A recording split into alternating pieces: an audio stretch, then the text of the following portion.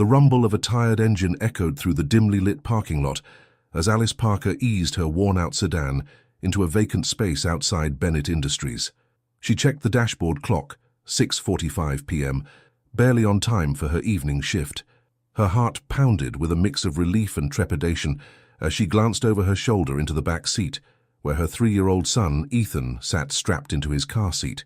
His small hands gripped a well-loved stuffed bear, its fur fraying at the edges, and his wide, curious eyes met hers with an innocence that always melted her heart. "Mommy, is this your work?" he asked, his voice soft but tinged with excitement. Alice smiled wearily, brushing a strand of chestnut hair from her face. "Yes, sweetheart. It's a big building where Mommy works to help people stay organized. Tonight you get to be my special helper, okay?" Ethan's face lit up, his enthusiasm momentarily quelling her guilt. She'd never brought him to work before. It was strictly against company policy. But with her babysitter calling in sick last minute and no one else to rely on, she was out of options. Missing another shift could mean losing her job, and that wasn't a risk she could take. As a single mum, every paycheck mattered, especially with mounting bills and Ethan's daycare fees. "I'll be good, I promise," Ethan declared, clutching his bear tightly. "I know you will, baby," Alice said, leaning over to kiss his forehead. "Just stay close to Mommy, okay? This is a very important place, and we need to be extra careful." Ethan nodded solemnly, his small hand wrapping around hers as they stepped out of the car. The cool evening breeze tugged at Alice's thin coat as they walked toward the gleaming glass doors of Bennett Industries. The building towered over them, its sleek modern design reflecting the lights of the city. To Alice, it represented more than just a workplace. It was her lifeline, the only thing keeping her afloat in a sea of challenges. Inside, the lobby was nearly empty, the usual hustle and bustle of the day replaced by a quiet stillness. Alice's heels clicked against the polished marble floor as she led Ethan toward the elevators. He stared in awe at the high ceilings and large abstract paintings adorning the walls, his wonder bringing a small smile to her face despite her anxiety. "Mommy, it's like a castle," he whispered, his voice echoing slightly in the cavernous space. Alice chuckled softly. "Maybe a little, but this castle has lots of rules, so we have to be extra quiet, okay?" Ethan nodded, his wide eyes filled with a mixture of awe and determination. The elevator ride to the 14th floor felt longer than usual, as Alice rehearsed her excuses in her head. If anyone noticed Ethan, she'd say it was an emergency. She'd apologize profusely and promise it would never happen again. But deep down, she prayed it wouldn't come to that. The doors opened with a soft chime, revealing the familiar sight of rows of cubicles bathed in the glow of fluorescent lights. Most of the desks were empty, their occupants having left hours ago, but a few lights remained on and the faint sound of typing could be heard in the distance. Alice led Ethan to her cubicle, a small space tucked away in a corner, and set him up with a coloring book and crayons she'd hastily grabbed from home. "Here you go, sweetheart. You can draw pictures while Mommy works, okay?" she said, arranging the crayons in a neat row. Ethan beamed up at her. "I'll draw you a surprise." Alice kissed his cheek and smiled. "I can't wait to see it." As she settled into her chair and logged into her computer, the familiar rhythm of work began to calm her nerves. Spreadsheets filled the screen, each one demanding her attention. She worked quickly but meticulously, her fingers flying across the keyboard.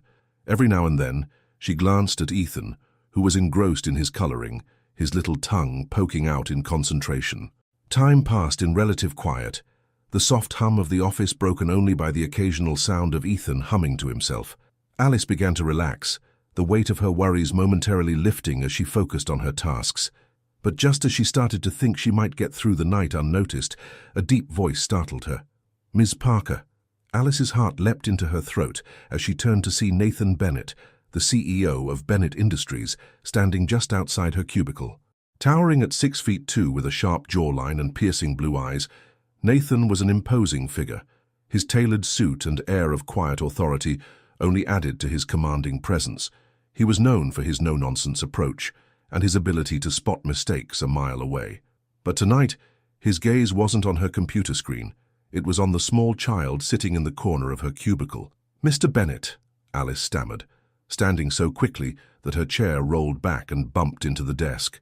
I didn't realize you were still here." Nathan's eyes narrowed slightly, his expression unreadable. "I had some work to finish. I wasn't expecting to find additional personnel.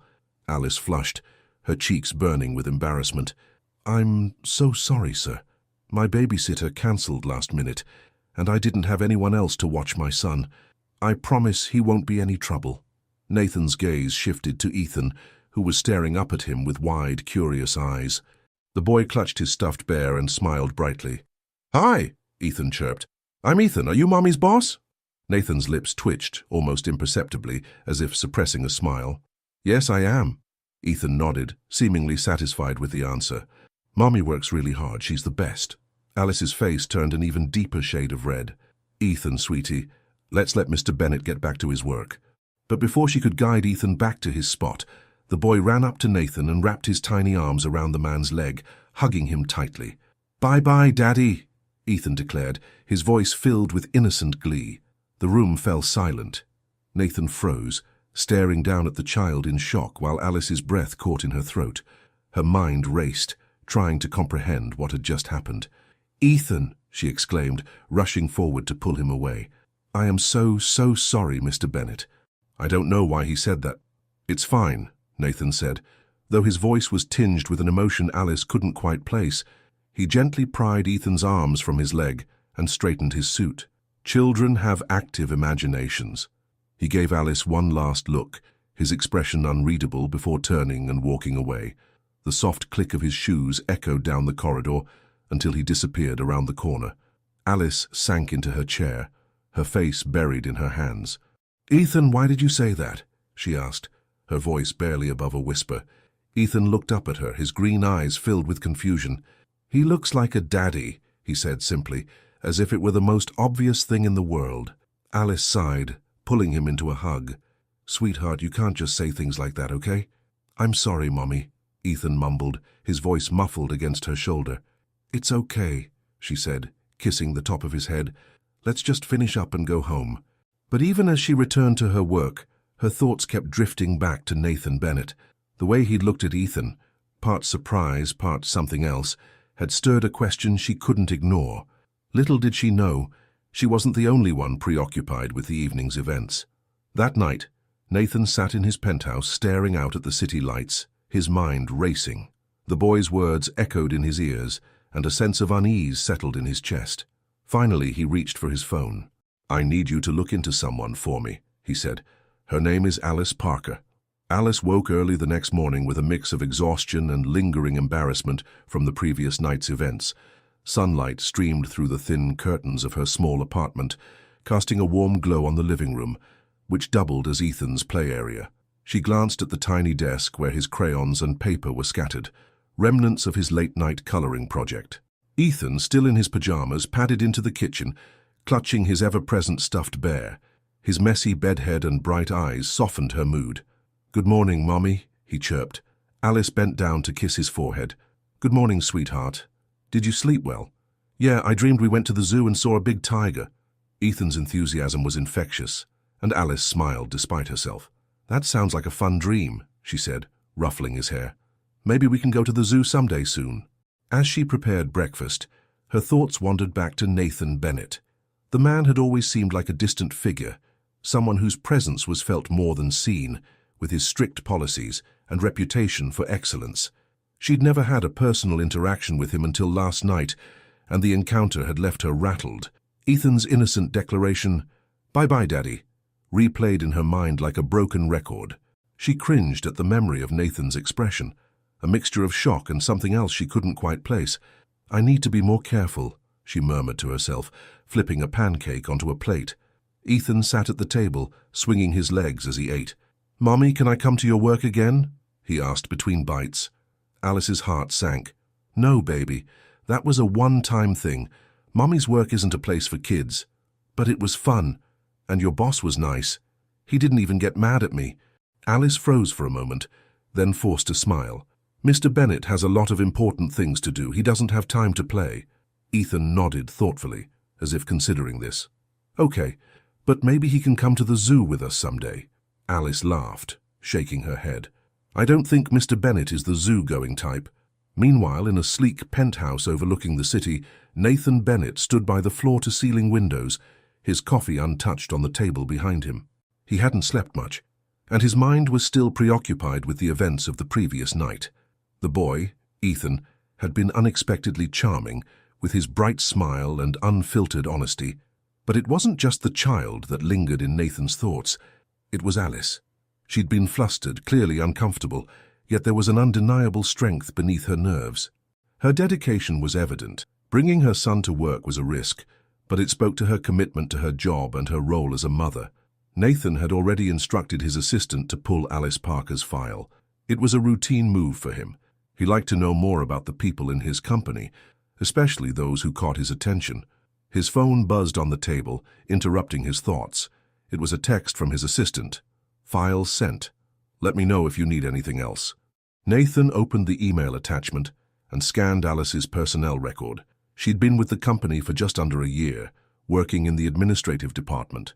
Her performance reviews were glowing, noting her efficiency and reliability. But it was the personal information that caught his attention. Single mother, no listed emergency contacts. Prior job history includes retail and part-time roles. A faint frown creased his brow. Life hadn't been easy for her, it seemed. Yet she carried herself with quiet determination. Nathan closed the file, but the questions remained. Why had the boy called him Daddy? Was it simply a child's imagination, or was there something more? At Bennett Industries, Alice arrived early, hoping to avoid any awkward encounters. She settled into her desk and immersed herself in her work, determined to prove she could handle her responsibilities without distractions. But as the morning wore on, she couldn't shake the feeling that she was being watched. Every time she passed by the executive wing, she felt a prickle of awareness, as if Nathan's piercing gaze was following her. Her suspicions were confirmed when, just before lunch, her phone buzzed with an email notification. Subject: Meeting request. From Nathan Bennett, Ms. Parker. Please meet me in my office at 1:30 p.m. I'd like to discuss a matter regarding your position. Alice's heart sank. Was this it? Was she about to be reprimanded or worse, fired? She swallowed hard and reminded herself to stay calm. At 1:25 p.m., Alice stood outside Nathan's office, smoothing her skirt and taking a deep breath. The sleek glass doors seemed more intimidating than usual, and the nameplate Nathan Bennett, CEO, gleamed in the overhead light. She knocked lightly, and his deep voice called out, "Come in." The office was as imposing as its occupant, spacious and meticulously organized, with modern furnishings and an expansive view of the city skyline. Nathan sat behind a large desk, his attention shifting from his computer screen to her as she entered. "Miss Parker," he said, gesturing to the chair across from him. "Please have a seat." Alice obeyed, clasping her hands tightly in her lap. "Mr. Bennett, I want to apologize again for—" He held up a hand, cutting her off. "Oh, don't need to apologize. That's not why I called you here." His tone was calm, but his words did little to ease her nerves. "I wanted to talk to you about last night," he continued, leaning back in his chair. "Your son, Ethan, was it? Seems like a bright and charming boy." Alice blinked, surprised by the unexpected compliment. "Thank you. He's my whole world." Nathan nodded thoughtfully. "It's clear you're doing your best to provide for him." Bringing him to work was a risky decision, but under the circumstances, I understand why you did it. Alice hesitated, unsure of where this conversation was going. "I appreciate your understanding, Mr. Bennett. I promise it won't happen again." "I believe you," he said, "but I also believe in supporting my employees when they're facing challenges." She looked at him, confused. "What do you mean?" Nathan leaned forward, his gaze steady. "I've arranged for an in-house childcare program to be implemented for employees with young children. It won't be immediate. These things take time, but I wanted you to know it's in the works." Alice stared at him, stunned. "You're doing this because of me?" "Not just because of you," he replied, "but your situation highlighted a gap in our support system. If we want to retain talented employees, we need to ensure they have the resources they need to succeed, both at work and at home." Emotion welled up in Alice's chest, and she struggled to find the right words. "Thank you, Mr. Bennett. This means so much." Nathan's expression softened, and for a brief moment, the stern CEO seemed almost approachable. "You're welcome, Ms. Parker. And if there's ever anything else you need, don't hesitate to ask." As Alice left his office, a sense of relief and gratitude washed over her. She hadn't been fired. In fact, she'd been heard and supported in a way she hadn't expected. But as she returned to her desk, she couldn't help but wonder about Nathan's sudden interest in her life. Why had he gone out of his way to help her? And why did it feel like there was more to his actions than simple generosity? That evening, as Alice and Ethan shared dinner, she told him about the new childcare program. "Does that mean I get to see you at work again, Mommy?" Ethan asked, his eyes lighting up. "Maybe someday," Alice said with a smile. But as Ethan chattered on about his day, Alice's thoughts drifted back to Nathan. There was something about him, something she couldn't quite put her finger on. And far above the city, in his penthouse, Nathan stared out at the skyline, his thoughts consumed by the same woman and her son. Nathan picked up his phone and dialed a number. "I need to meet with someone who can help answer a question," he said. "It's about Alice Parker." Nathan Bennett sat at the head of a polished conference table the next morning, surrounded by senior executives and department heads. The usual air of formality pervaded the room, but his focus was elsewhere. His mind drifted back to the previous evening's encounter with Alice and Ethan. He could still hear the boy's innocent voice calling him Daddy, a word that lingered with unexpected weight. "Mr. Bennett," one of the executives ventured, breaking his train of thought. "Yes," Nathan responded sharply, his tone returning to its usual clipped efficiency. "We were discussing the upcoming acquisitions," the executive explained, gesturing toward a presentation slide. Nathan nodded, forcing himself to engage. But even as the meeting continued, the questions swirling in his mind refused to be silenced. Why had Ethan's words unsettled him so deeply? Was it simply the innocence of a child's imagination, or was there more to it? And why did Alice Parker, a seemingly ordinary employee, occupy his thoughts so persistently? When the meeting finally concluded, Nathan returned to his office, closing the door behind him. He picked up his phone and dialed a familiar number. "Robert," he said when the line connected, "I need you to look into something for me, discreetly." Meanwhile, Alice was settling into her routine at work, grateful for a quieter morning. Ethan was back at daycare, and she felt a renewed sense of determination after her conversation with Nathan. His decision to implement an in-house childcare program was more than she'd expected, and it gave her hope that she could navigate her challenges without constant fear of failure. But the calm didn't last long. Around mid-morning, her phone buzzed with a notification. She glanced at the screen and froze. "Unknown number. Hi Alice, it's Mia from Ethan's daycare. Can you call me?" "It's about Ethan." Her heart lurched. She excused herself from her desk and stepped into the hallway, dialing the number with trembling fingers. "Mia, it's Alice. Is everything okay?" Mia's voice was calm but tinged with concern. "Hi, Alice. Ethan's fine, but something unusual happened today. He was talking to one of the other kids about his daddy. When we asked him about it, he mentioned someone named Mr. Bennett." Alice's stomach dropped. "Oh no, I'm so sorry. I'll talk to him." "There's no need to apologize," Mia interrupted. "We just wanted to make sure everything's all right. It's not unusual for kids to create imaginary stories, but we thought you'd want to know." Alice thanked her and ended the call, leaning against the wall as she processed the news. She knew Ethan's words were innocent, but the implications filled her with dread. What if people started asking questions she couldn't answer?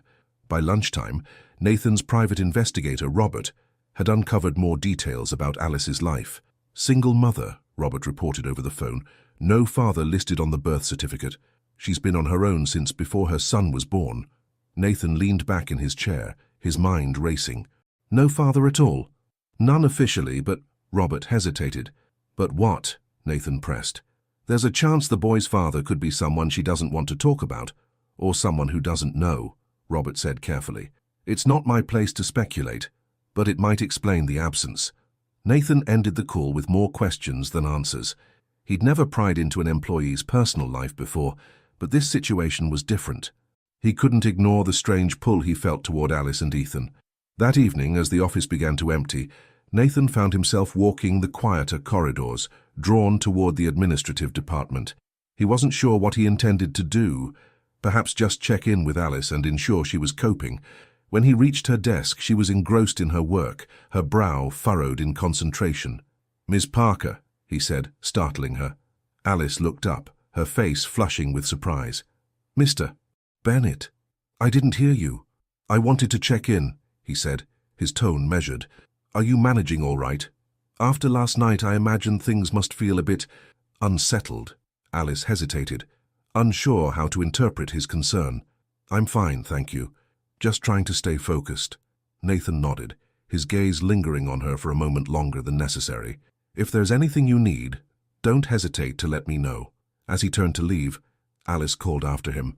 "Mr. Bennett?" He paused, glancing back over his shoulder. "Why are you doing this?" she asked, her voice tinged with both gratitude and confusion. "The childcare program. Checking in. It's more than I expected. Why do you care?" Nathan hesitated, caught off guard by the directness of her question. For a moment he considered brushing it off with a vague response, but something in her eyes stopped him. "Because I believe in supporting people who work hard," he said finally. "And because your son's words made me realize I could be doing more." Alice stared at him, her emotions warring between gratitude and suspicion. But before she could respond, he was gone, leaving her with more questions than answers.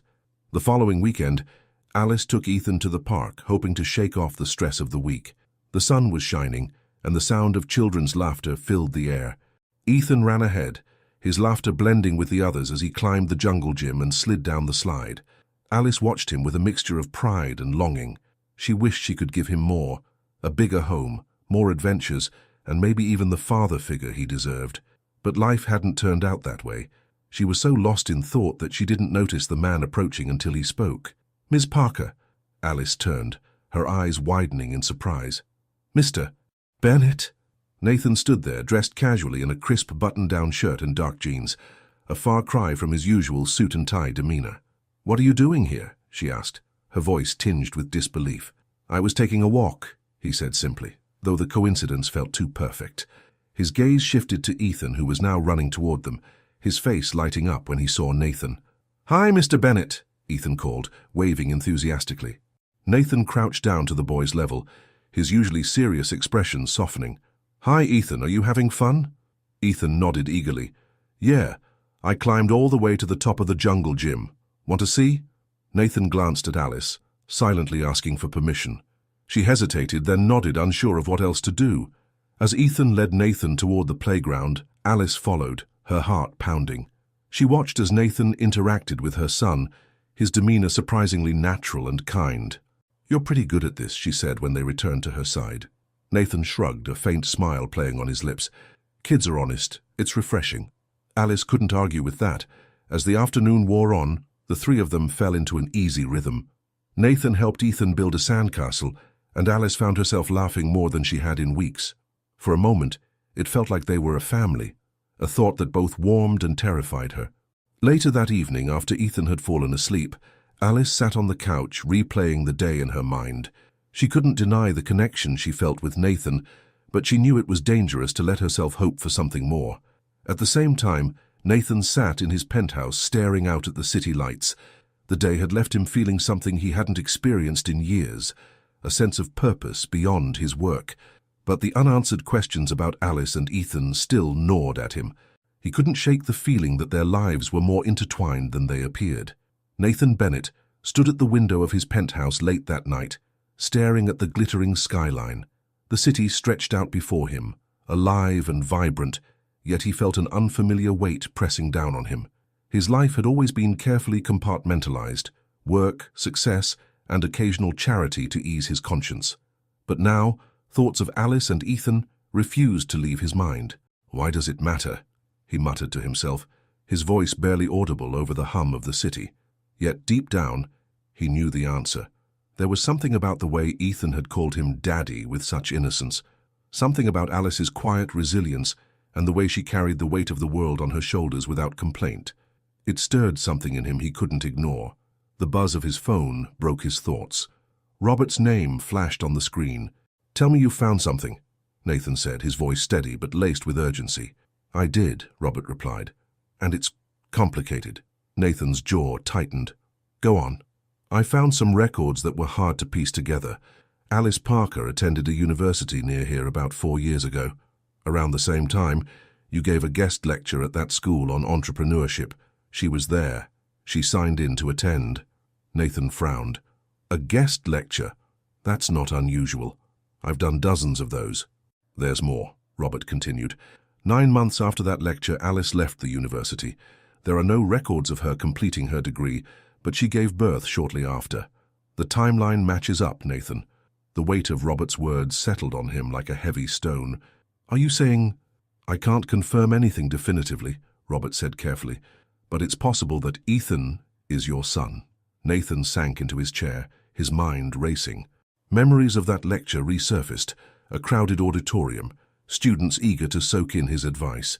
He vaguely remembered Alice's face among them. She'd stayed after, asking thoughtful questions about balancing ambition and personal responsibility, but he couldn't recall anything beyond that. "Thank you, Robert," he said, his voice quieter now. "I'll take it from here." The next morning, Alice arrived at work feeling restless.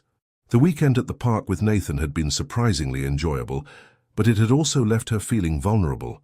She couldn't deny the connection that seemed to form between them, but she was terrified of what it might mean. As she settled into her desk, her phone buzzed with a calendar notification. Meeting with Nathan Bennett, 10:30 a.m. Her heart sank. What now? She took a deep breath, trying to steady herself. She couldn't afford to let her nerves get the better of her. At exactly 10:30, she knocked on Nathan's office door. His voice called out, "Come in," and she stepped inside, clutching a notebook to her chest like a shield. Nathan was seated at his desk, but he rose to greet her, his expression unreadable. "Ms. Parker, thank you for coming," he said, gesturing for her to sit. Alice hesitated, then took the offered seat. "Is something wrong, Mr. Bennett?" He studied her for a moment before speaking. "No, nothing's wrong. But there's something important we need to discuss." The serious tone of his voice made her stomach churn. Nathan leaned forward, his gaze steady. "I've been doing some thinking. About you. About Ethan." Alice stiffened. "What about us?" "I know this might sound strange, but I need to ask, did we meet before you started working here?" Alice's breath caught in her throat. She'd spent years hoping this moment would never come, but now it was here, and there was no escaping it. "Yes," she admitted quietly. "We met once, at a lecture you gave at my university." Nathan's eyes narrowed slightly. "And after that?" Alice's hands trembled in her lap. She paused, searching for the right words. "We spent some time together after the lecture. It was brief, and I didn't think I'd ever see you again." Her words hung in the air, and Nathan's expression shifted, a mixture of realization and regret crossing his face. "Ethan?" he said, his voice softer now. "Is he mine?" Tears welled in Alice's eyes, and she nodded. "Yes, he's your son." Nathan leaned back in his chair, the revelation hitting him like a tidal wave. He'd spent years focused on building his empire, never imagining he might have a child out there. A child he hadn't known about. A child who had innocently called him Daddy. "Why didn't you tell me?" he asked, his voice tinged with both hurt and confusion. Alice wiped at her eyes, her voice trembling. "Because I didn't think you'd care. You were so far out of my league, Nathan. You were this brilliant, successful man, and I was just a student trying to figure out my life. When I found out I was pregnant, I didn't even know how to contact you. And when I saw your name on the list of executives here, I panicked. I didn't know what to do." Nathan's jaw tightened, but he nodded slowly, trying to process everything. "I understand why you felt that way," he said finally. "But you should have told me. I deserved to know, and more importantly, Ethan deserved to know." Alice looked down, guilt washing over her. "I know. I've been so scared of what this would mean for him, for us." Nathan stood, walking to the window and staring out at the city. After a long silence, he turned back to her. "What matters now is what we do next," he said. "Ethan is my son, and I want to be part of his life, but I also want to respect your wishes. How do you want to handle this?" Alice's heart ached at the sincerity in his voice. She'd spent so long fearing this moment, but now that it was here, she realized she didn't have to face it alone. "I want what's best for Ethan," she said. "If you want to be part of his life, I won't stop you. But this is all so new, we'll need time to figure it out." Nathan nodded, his expression resolute. "We'll take it one step at a time, but I promise you this. I'm not going anywhere. I'll be there for Ethan and for you in whatever way you need." Over the next few weeks, Nathan began to integrate himself into Ethan's life. It started with small visits, taking him to the park, helping him with puzzles, and learning about his favorite toys and snacks. Ethan, ever the bright and curious child, took to Nathan quickly, his bond with the man growing stronger with each passing day. For Alice, it was both heartwarming and bittersweet. She saw a side of Nathan she hadn't expected, a man who was patient, kind, and genuinely invested in their son. But the growing connection between them didn't stop at Ethan. Late-night conversations about their shared past turned into something deeper, a rekindling of the spark they'd once had. One evening, as they sat on the couch after putting Ethan to bed, Nathan turned to Alice. "I never thought my life would look like this," he admitted. "But I'm glad it does." Alice smiled, her eyes shining with emotion. "Me too." He reached for her hand, his touch warm and reassuring. "Alice, I don't just want to be part of Ethan's life. I want to be part of yours too. I know I've made mistakes, but I want to make it right. For both of you." Tears spilled down her cheeks, but this time they were tears of relief and happiness.